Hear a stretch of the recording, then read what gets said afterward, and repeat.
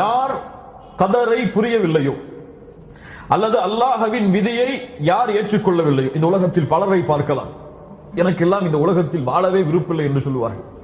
எனக்கு அல்லாஹ் ஏன் இப்படி நாடுகிறான் என்று சொல்லுவார்கள். எனக்கு இந்த உலகத்திலே இப்படித்தான் முசீபத் தொடர்ந்து கொண்டே இருக்கிறது, ஏன் அல்லாஹ் இப்படி செய்கிறான் என்று அல்லாஹ்வை கோபிப்பார்கள். எனக்கு மட்டும் ஏன், எனக்கு மட்டும் எப்படி இது நடக்கிறது என்று சிந்திப்பார்கள். அவர்களுக்கு எல்லாம் மார்க்கம் சொல்ல வேண்டியது, அல்லாஹ்வை தவிர வேறு யாராவது ரப்பு இருந்தால் தேடிக்கொள்ளுங்கள். கதரை ஏற்றுக்கொள்ளாமல் ஒரு முஸ்லிம் இருக்க முடியாது. நன்மையாக இருந்தாலும் தீமையாக இருந்தாலும் துன்பமாக இருந்தாலும் இன்பமாக இருந்தாலும் அல்லாஹ் எனக்கு கொடுக்கின்றது, இதை அல்லாஹ் எதை எப்படி என்பதை சோதிக்கிறான் என்பதை ஏற்றுக்கொண்டவன் தான் முஃமின்.